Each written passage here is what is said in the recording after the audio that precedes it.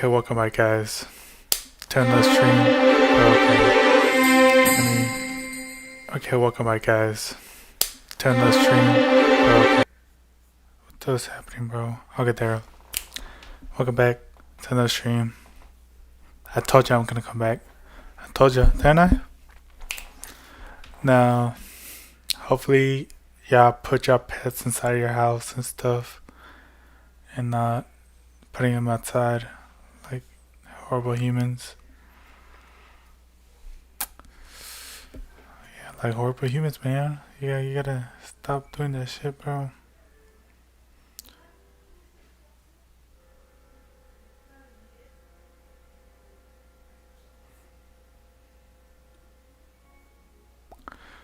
Crap, I think someone's calling me. Wait.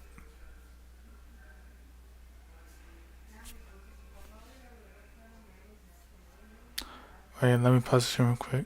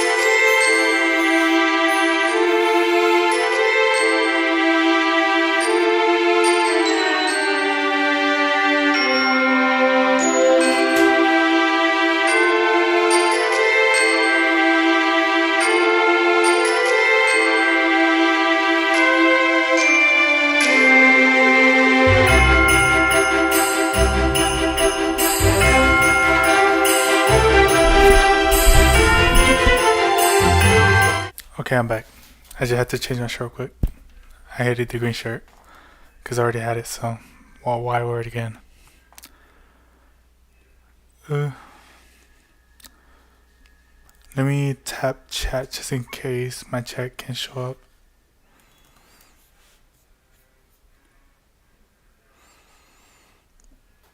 At DG1 said, hey. Good, okay.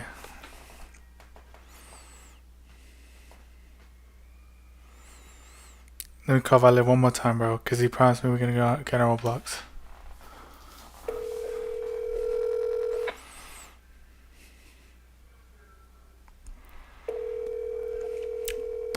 So how's y'all day, guys? If you're from Texas, bro, stay inside, bro. Do not go outside. Do not drive. It's better. But the only thing he'd do is goon and go to sleep, bro. Why? Why in the hell? Your call has been forwarded to voicemail. Will he not answer me?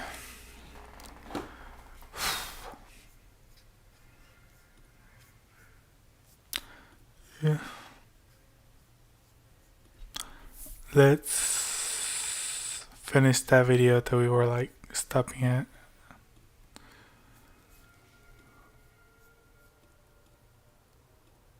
Just 1 year later. What? What happened?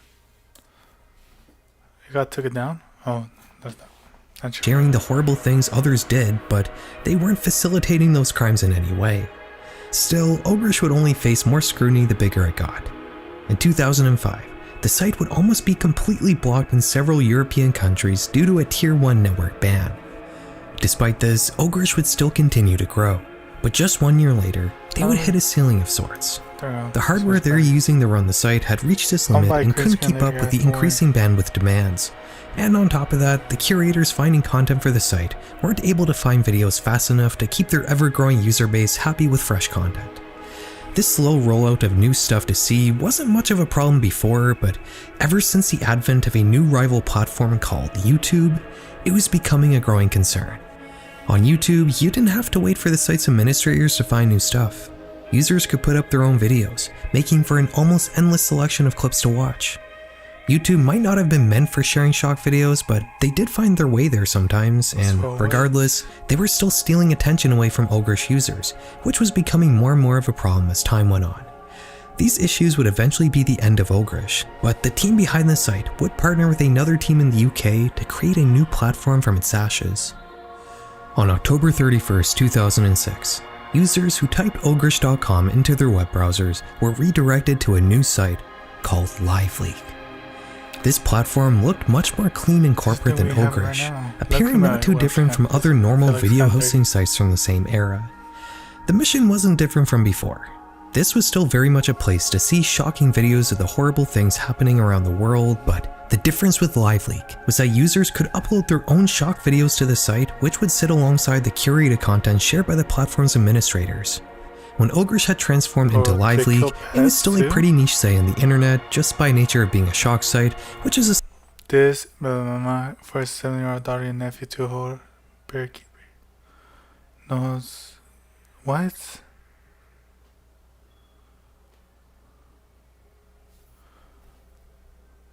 Bro, that's sort of place that's destined to be outside the mainstream. But surprisingly enough, LiveLeak would indeed become a key part of the mainstream mere months after launching. At the very end of 2006, former President of Iraq Saddam Hussein was executed after being convicted of crimes against humanity. While the Iraq government shared an official video depicting the moments leading up to his execution but not actually showing the act itself, one of the guards in the room happened to film the hanging on his flip phone. He would then share it on the internet. It's unclear where this video was originally posted, but in any event, one of the guards in the room happened to film the hanging on his flip phone. He would then share it on the internet. It's unclear leading up to his execution was mere months after launching. At the very end of 2006, former President of Iraq Saddam Hussein was executed after being convicted of crimes against humanity. While the Iraq government shared an official video depicting the moments leading up to his execution but not actually showing the act itself, one of the guards in the room happened to film the hanging on his flip phone. He would then share it on the internet. It's unclear where this video was originally posted, but in any event, it eventually found its way onto LiveLeak, which is how the world at large saw how Saddam Hussein got killed. LiveLeak would blow up after the Saddam video was shared on it, with British Prime Minister Tony Blair directly mentioning the site in his statement on the event. With YouTube beginning to enforce their newly established community guidelines at the time, LiveLeak instantly cemented itself as a risque counterpart to that platform. If it wasn't allowed on YouTube, chances are it would find its way into LiveLeak. When I first went on LiveLeak in the late 2000s, it had a reputation for being the dangerous version of YouTube, at least among us kids. It was the sort of site your friends would show you after turning off all the lights at midnight during a sleepover. It was where I first saw gore, and it was— That is so true, bro. I remember my first time I saw like a shock video. I was like in a church camp. I was sleeping with some guys. Sleeping in the same room as some guys, and they had like bunk beds and stuff. Then we turned off the lights. Then we all gathered together in one bed. Again. Next to the bed, they would just lay down. They would just gather around, and if someone had a phone, they sneaked in the phone into church camp, and we just see the shock video. I think it was like a guy getting his head cut off. It was like kind of weird. But yeah, it wasn't that traumatizing. It just like, since I was like that one of those kids, chat, say please, say cheese. It looked like monkeys. Anyways, since I was like one of those kids, was like kind of weird. I just like, oh, that's cool. It's how I initially learned about the awful things people do when they're fighting a war. Saddam Hussein's execution was a pretty big indicator of what was to come on LiveLeak. The first few years of the site mainly centered around the Iraq War. This was the first time in history combat footage could be instantly seen by the citizens of the country fighting it. Before LiveLeak, raw images and videos of war were hard to come across. News companies often left out the more gruesome details, and with official legacy media being your only information source, you end up a little shielded from the morbid realities of fighting a war. This wasn't because legacy media wanted to shelter their viewers from more shocking content, it was also a shortcoming of the information networks that facilitated the mainstream news at the time. LiveLeak changed this in a big way. Not only could the people on the ground in the war share their experiences directly with others on LiveLeak, but legacy media would also use the platform to run more negative stories about the Iraq War using media they found on the site. Studies show that an average person's support for a war their country is fighting is lessened when they're shown graphic clips of said war, and I don't think it's a coincidence that the decline in support for the Iraq War in particular just so happened to coincide with LiveLeak's explosion in popularity. The Iraq War would end in 2011 partially due to declining support for American citizens, but LiveLeak would continue to thrive over the following decade. Anytime anything graphic happened that the news wouldn't show you, people would flock to LiveLeak to see it completely uncut and uncensored. Like I said earlier, the history of LiveLeak is a history of all shocking media that was being circulated at the time of its popularity. Instead of just showing the entire morbid history of the previous decade, we're going to talk about a few key LiveLeak sagas. And I won't even stream it, bro. Don't even There's no country quite as mysterious to outsiders as North Korea. The two things the DPRK is famous for as a nation is how much control their totalitarian authoritarian government exerts over their people, and also their state ideology called Juche, which advocates for total self-reliance as a country. Juche has led to North Korea becoming almost completely isolated from the outside world, with the only real historical exception being the humanitarian aid the country would continually receive as a result of constant food shortages. But in the latter half of the 20th century, North Korea would begin experimenting with international tourism. They would start by creating programs aimed towards South Koreans in the 90s and 2000s, but beginning in the late 2000s, they would expand their programs to target English-speaking Westerners. This resulted in a lot of the travel documentaries and YouTube videos you've probably seen about North Korea, like Vice's fantastic Inside North Korea series they made all the way back in 2008. All of this media more or less follows the same format. Westerners will film their incredibly strict guided tours they're thrust into in the DPRK, and the audience only gets to see the sanitized version of North Korea the state wants them to see. The creators on these tours usually aren't allowed to speak with normal North Korean citizens. The only people they're allowed to talk to are their tour guides and the various people they're meant to encounter on these tours, who all end up speaking as if they're reading off a script. These videos will always depict some effort on behalf of the creator to try to film the real side of North Korea that everyone wants to see. But tourists aren't allowed to move freely inside the country, so all this usually amounts to are the mundane countryside scenes filmed from the windows of a bus all these YouTubers seem to be able to capture. Maybe they'll manage to sneakily stop a passerby without the guides noticing and manage to ask them a couple questions, but this still never amounts to much. On LiveLeak in 2010, however, you could find a much more real look into the country.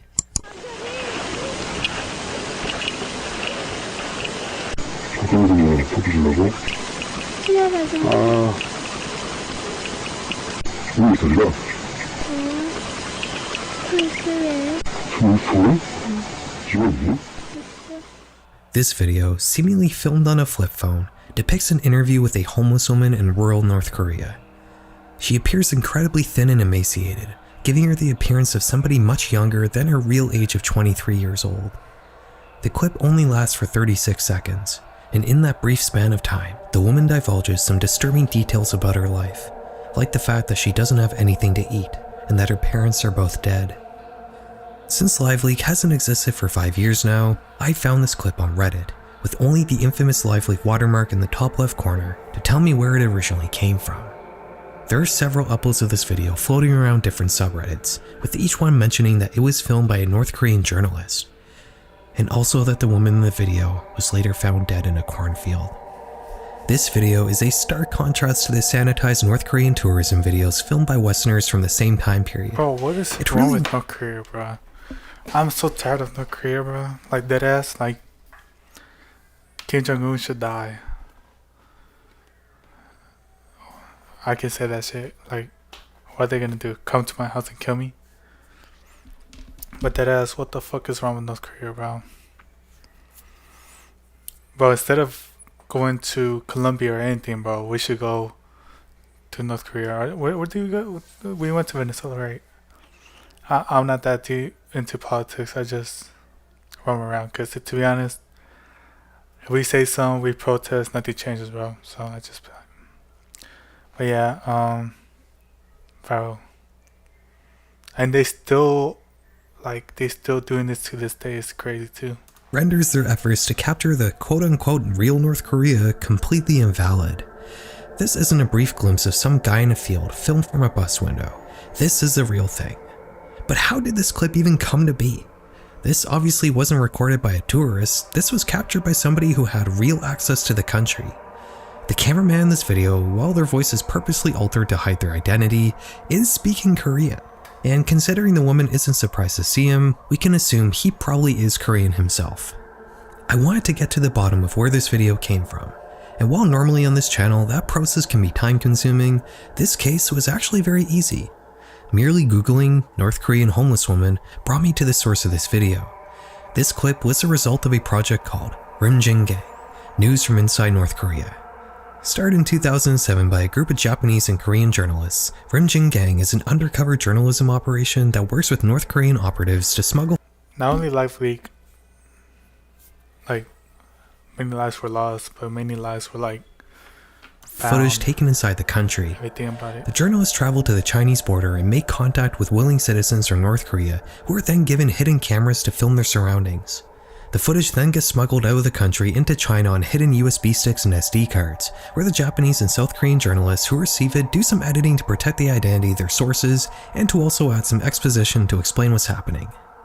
If you're like me and you went through a phase of watching all these North Korean travel vlogs back in the day, you should really check out these Rimjin Gang videos. They have a playlist now on YouTube with all the English versions of their videos, and they're unquestionably the most interesting footage I've seen come out of North Korea. It really feels like you're seeing the actual country for the first time.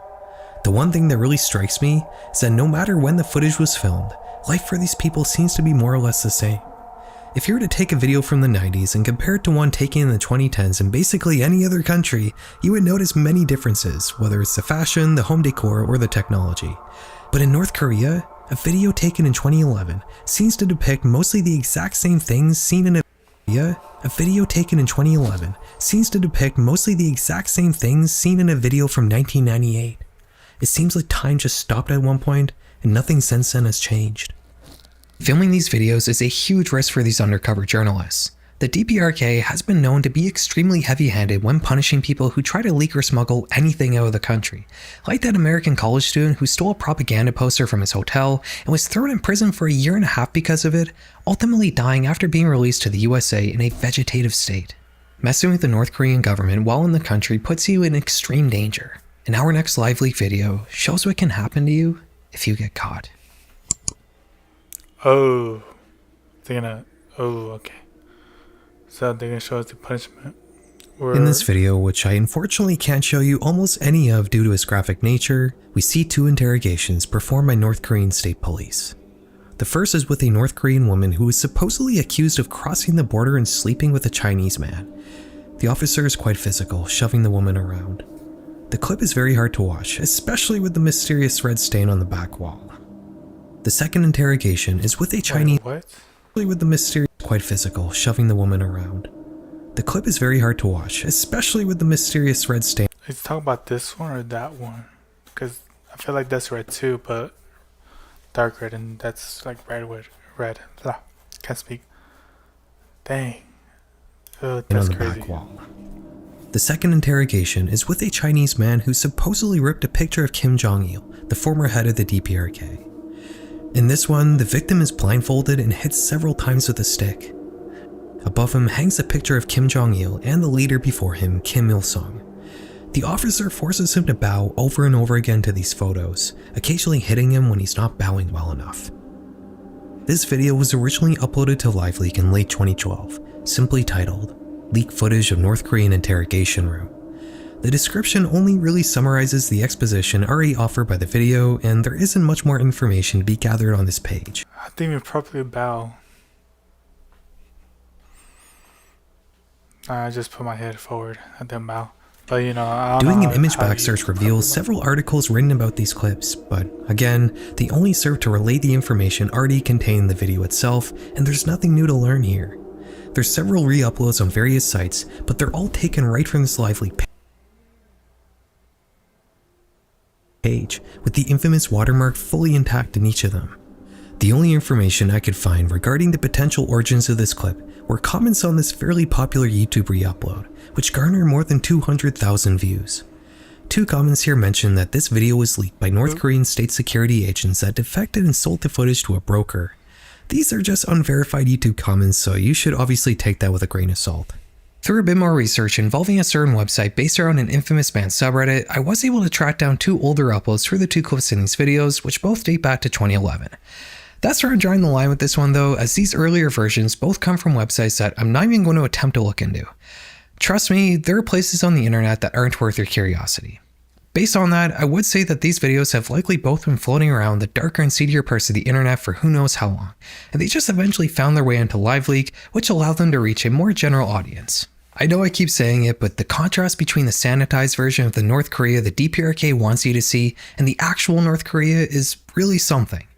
The supposed good version of North Korea is incredibly strange and goofy at best, and downright unsettling at worst. And nothing quite emphasizes that weirdness as much as this next video.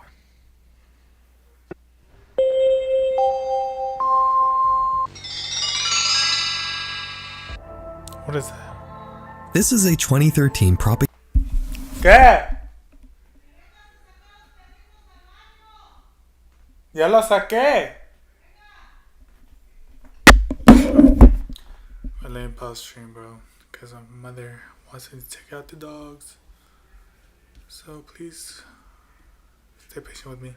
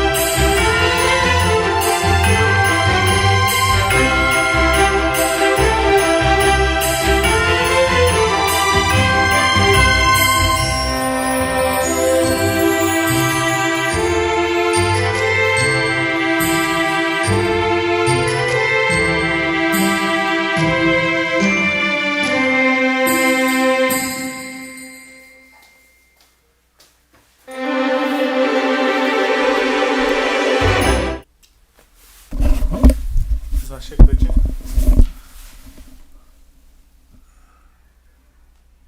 Do you? Sorry, chat. I had to take out my dogs for a bit because you know they.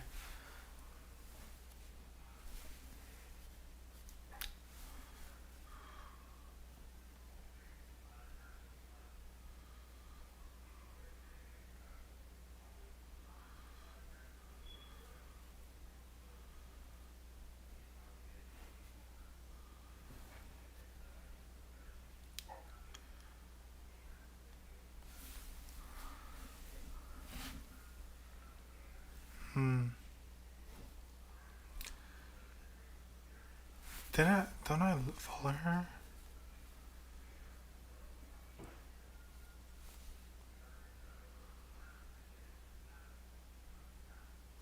That's weird. Nah, some bot trying to scam me. Just had to figure out if she bombed me or not. Let me quick crash. Well, let me.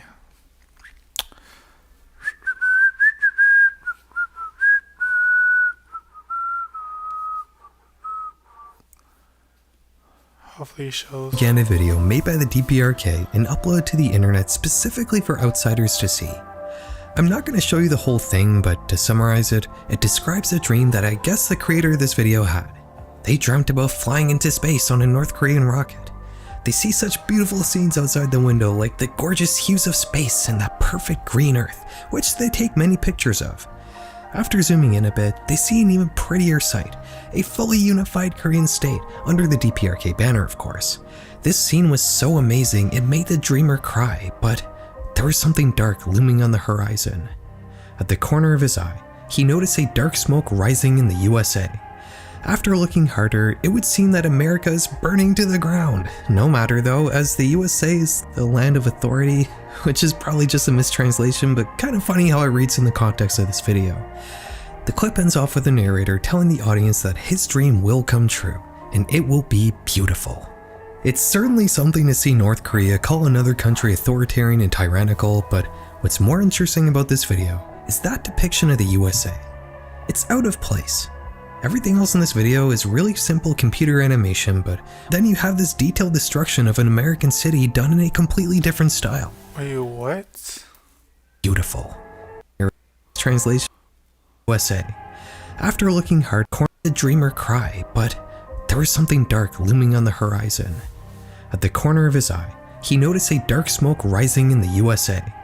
After looking harder, it would seem that America is burning to the ground. No matter though, as the USA is the land of authority, which is probably just a mistranslation, but kind of funny how it reads in the context of this video.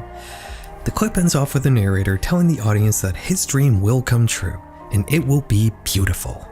It's certainly something to see North Korea call another country authoritarian and tyrannical, but what's more interesting about this video is that depiction of the USA.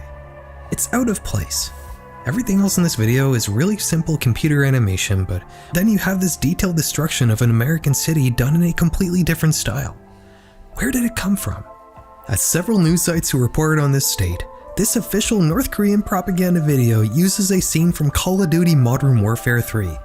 How the creators of this clip came across that Call of Duty cutscene, I have no idea. It's possible they might have just searched American City being destroyed video on the internet and they just chose the first result they found, but I do like the idea of some DPRK official playing a pirated copy of Modern Warfare 3 and recording with Fraps or something. Obviously, Activision wasn't all that pleased with their intellectual property appearing in a propaganda video made by an actual enemy nation in the United States, so they DMCA'd the YouTube video and it was taken down. LiveLeak though didn't have a DMCA system, and this video continued to live its life on that platform, with the LiveLeak version even having English subtitles.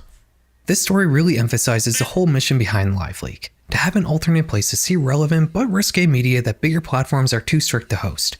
This has led to people getting important information they might not have otherwise gotten, like Yeah, low key. If it wasn't for LiveLeak, we wouldn't know that much about North Korea. the 2011 I mean, we knew people went there and saw and everything, but we didn't know like the true, deep nature of North Korea. You know, like type.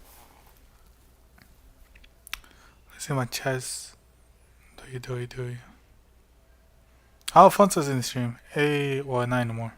11 urination incident in Afghanistan. Fonso, though. Yeah, that's really what it's No one called. supported. This is a video of US Marines relieving themselves on the lifeless bodies of Taliban fighters. This clip caused an international uproar, one that might never have happened if it wasn't posted to LiveLeak. As much as something like LiveLeak can be a public good though, it can also be used in the wrong way. This North Korean propaganda video, for example. Is this really a significant piece of media? Is it important for a platform like LiveLeak to host propaganda made by a totalitarian state that regularly does horrible things to their own people? You could argue that all media is important and deserves to be able to be seen, but it would be unreasonable to say that there isn't a line somewhere. And on LiveLeak, this next organization we're going to talk about crossed it. By the time the USA withdrew from Iraq in 2011, the country was left in shambles after a decade of war. As the government attempted to rebuild the country, their policies discriminating against Sunni Muslims led to large civil unrest in the country. A small group began to go around the different Iraqi prisons to free hardline militants who would then be recruited into their organization. This group rapidly expanded and began to take over territory in Iraq. Dad? Much like a mafia. Hold on, guys, because my family doesn't know how to take care of dogs, and I need to.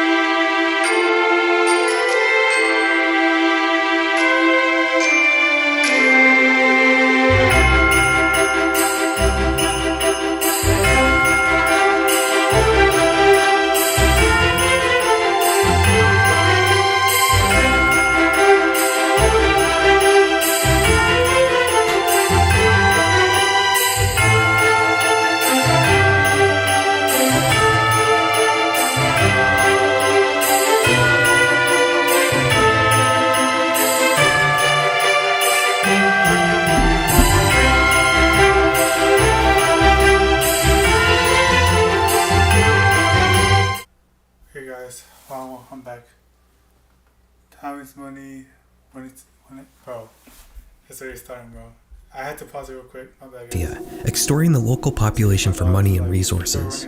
They began to move into neighboring Syria, capturing even more land in the process. Eventually, they would control a huge territory larger than many of their neighboring countries, gaining an immense amount of power for what had been a small militant group only a couple of years prior. They would set their sights even further though. They didn't just want to take over the Arab world, they wanted to take over huge parts of Africa, Asia, and Europe. And to achieve this, they would start to use the internet as a tool to spread fear-soaked propaganda, ensuring that everyone in the West knew the name ISIS.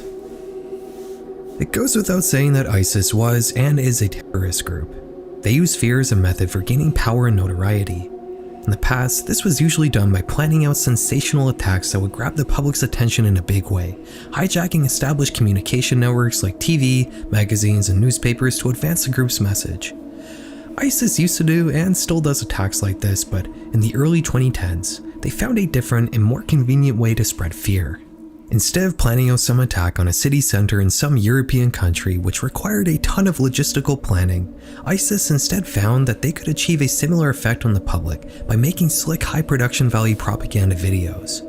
They didn't need to do any covert operation in a faraway country, they could just film the horrible things they were already doing at home and post them on the internet. These clips would be produced using expensive equipment, and for the first few seconds they might even look like something taken from a documentary in the Middle East. That is, until the people in them start dying. ISIS would start off posting these videos to Twitter and YouTube, but after being banned from both of those sites, they would swiftly move over to LiveLeak, joining North Korea and using the platform to spread violent propaganda. These clips would become a staple on the site. After all, it's pretty rare to see such high production value gore. All of these videos more or less follow the same format. They show ISIS members talking for a few seconds, and then they start killing people. I can't even show you a single uncensored frame from these videos because of how serious YouTube is about keeping these clips off of their site. But needless to say, don't go looking these up, they're truly vile pieces of media. LiveLeak went from being a site that people could use to expose the evil things they saw other people doing, to a site that evil people used to show off the evil things they themselves were doing. And you know what happened? LiveLeak drew a line in the sand. They had had enough. In 2014, they banned all ISIS content from their site, and their moderation team would start sifting through the platform's library on a regular basis to flag and remove re-uploads of ISIS propaganda. This wasn't the first time LiveLeak had enforced a strict content policy. In 2008, they had removed the radical Dutch short movie Fitna from their platform, but this was an isolated incident which was mostly due to the site's administrators receiving credible death threats. The ISIS ban, though, was a stark clarification of the site's mission. LiveLeak was a platform for people to expose the world's evils and morbid realities, not a propaganda amplifier. While I'm sure many of you would agree with this decision, myself included, it would surprisingly foreshadow the site's end 7 years later. Before we get to that though, I feel like while we've gone over a few of the bigger LiveLeak topics, I still haven't given you guys a good idea of the real experience of using LiveLeak back in the day. It wasn't all rock war footage and ISIS videos. There are a ton of smaller niches on LiveLeak that, while mostly disconnected from each other, are all still key to the site's identity. So we're going to call this following section, the front page of LiveLeak. It's going to be a rapid fire round going through a bunch of smaller LiveLeak topics that don't constitute their own section in this video, but are still important and interesting nonetheless.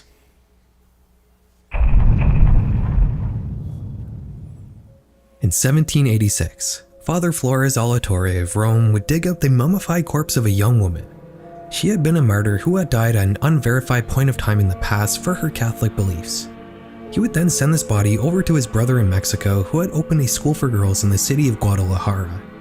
It would be passed around various Catholic institutions in Mexico over the next 200 years, eventually making its way to the Guadalajara Cathedral in 1925, where it's been displayed for churchgoers to look at ever since. In summer 2012, a tourist visiting the cathedral. I found this fake ass bot on Instagram. Oh, she didn't want to answer now, huh? How do you do a close up? Close up. Fake ass Instagram shit. I'm calling her right now. Fake ass bot, by the way. It's not real. Because I'm so tired of bots following me. Ooh, report problem. Oh, I see the answer. Wow. Oh! Oh, no, the bot blocked me. What? It's like it was a bot all the time. But guys, do not fall for these bots, bro. To know if they're a bot, just if they're active all the time, and they say they're from LA, nah, bro. She's not the one. She's a bot. Not to watch it. Would film the body of the murderer using his cell phone. This was not unusual. There are tons of videos online depicting the corpse on display, but unbeknownst to the person filming this time, they would capture something very strange.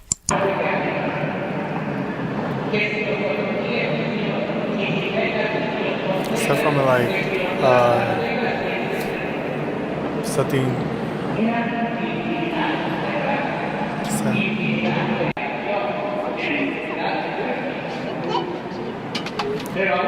Did she open her eyes? Like I said, the person filming this supposedly didn't notice what they had captured until they reviewed the footage when they got home, prompting them to upload it to LiveLeak.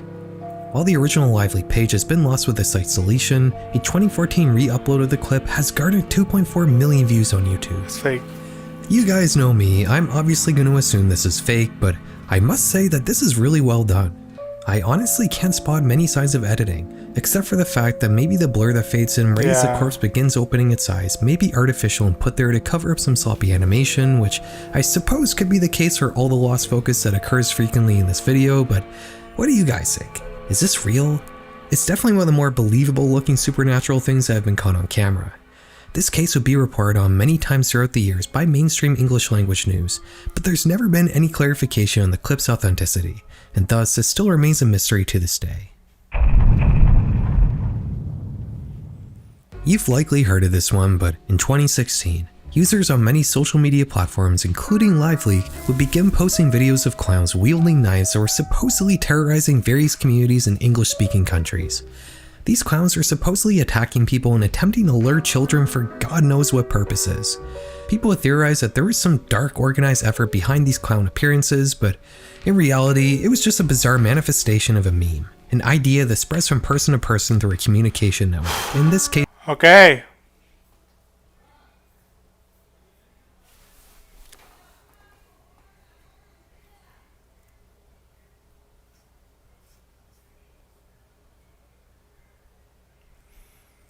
Bro, I need to move out, bro. I can't stream like this, bro. it's the internet. These clowns weren't actually doing anything sinister, they were just trying to scare people to attract attention on social media. That didn't mean this craze didn't result in wide-reaching consequences, however. In 2016, 12 clown-related arrests were made, and even one death had occurred as a result of a stabbing prompted by a creepy clown appearance. This hoax infected public consciousness so much that professional clowns began to lose business due to shifting attitudes towards their characters, and McDonald's even began shelving their longtime mascot Ronald McDonald for the same reason, and Halloween stores all throughout the Anglosphere would remove clown costumes from their shelves. It's hard to point to a single origin for this trend, but in all likelihood, it started with one person coming up with the idea and gaining notoriety for it, with all the others following suit in chase of the clout. The whole trend peaked at Halloween when rumors of some sort of clown purge began going around, but nothing came of this and the clown sightings more or less fizzled out after that. Russian dash cams. What is it? In Soviet Russia, red light means go. Maybe also in post-Soviet Russia as well. Due to a high rate of insurance fraud in the country, the people of Russia began using dashcams much more frequently than other nations beginning in the late 2000s. With so many of Russian roads being continually filmed on a regular basis, almost every weird thing that happened was caught on camera, and they would make their way into LiveLeak. All manners of accidents, road rages, and just outright bizarre things would be caught on camera, like this clip which was posted to LiveLeak in 2013.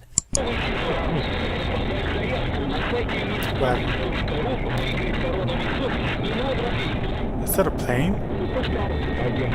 What's this plane?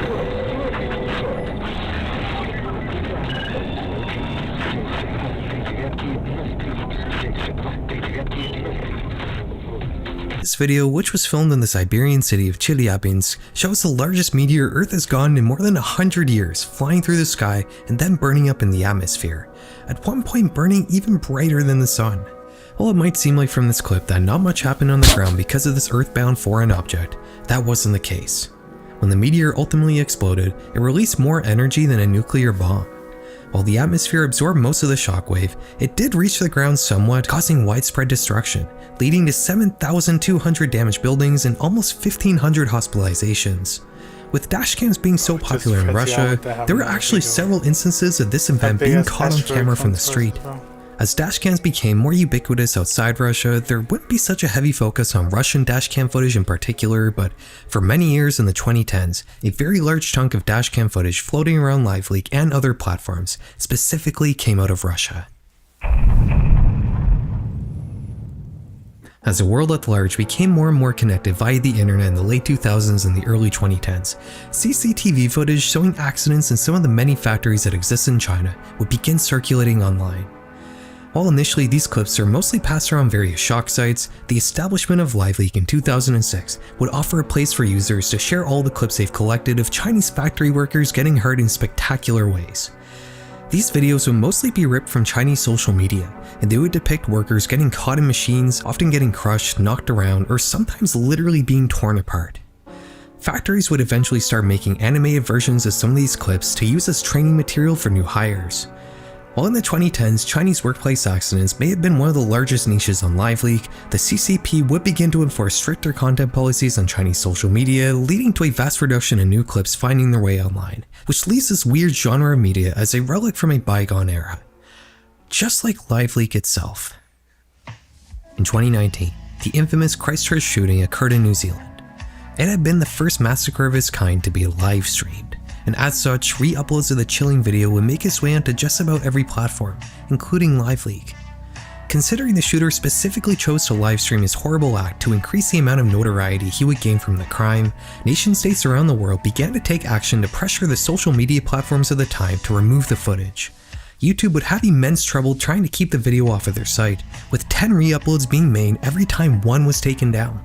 They would eventually implement some extremely complicated automated systems to detect the visuals and audio of the footage through all the editing it would be put through by different users and remove them systematically. But even this didn't fully solve the problem, as users would still manage to find ways to bypass the system. If a multi-billion-dollar website like YouTube couldn't fully remove the Christchurch footage off of their platform, how do you think the vastly smaller LiveLeak fared? After all, their site was set up with the explicit purpose to share footage like this, which led to a large amount of users constantly re-uploading the video to the platform. LiveLeak would focus their efforts on manual moderation, but this didn't prove to be enough. The platform would come under heavy scrutiny, with Australia even fully blocking the site in 2020. That same year, LiveLeak removed the ability for users to log into the platform, and would remove many of the site's features like recommendations, meaning the only thing you could really do on LiveLeak now was watch videos that you already had the direct URL to. This was just a... There's some stuff in that thing now. Ooh, his hair's gone. What the hell is that?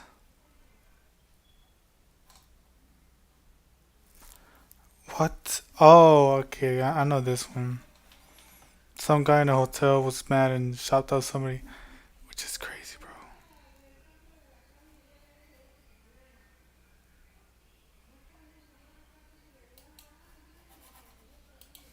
bro.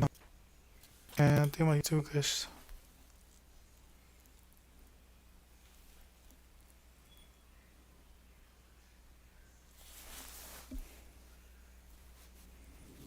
In November 2011, a brand new account on YouTube uploaded its first video. It would very quickly garner a large amount of views, amassing 142,000 in its first month on the platform. It was unusual for a new account. Is my live stream lagging? I feel like it's lagging, bro. What the hell is this?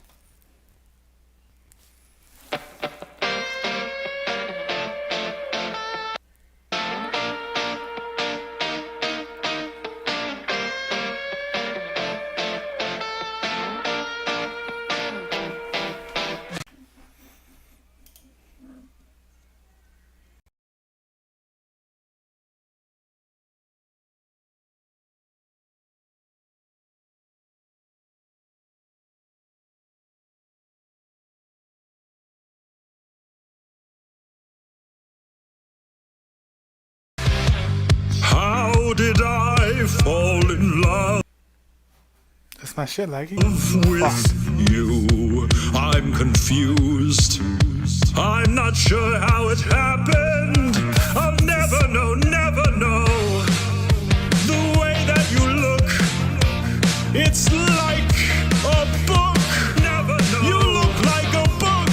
Ooh, it's Why lagging. would I fall in love? Yeah, man, I'm on Instagram, guys. It's lagging really bad, guys. It's lagging so bad.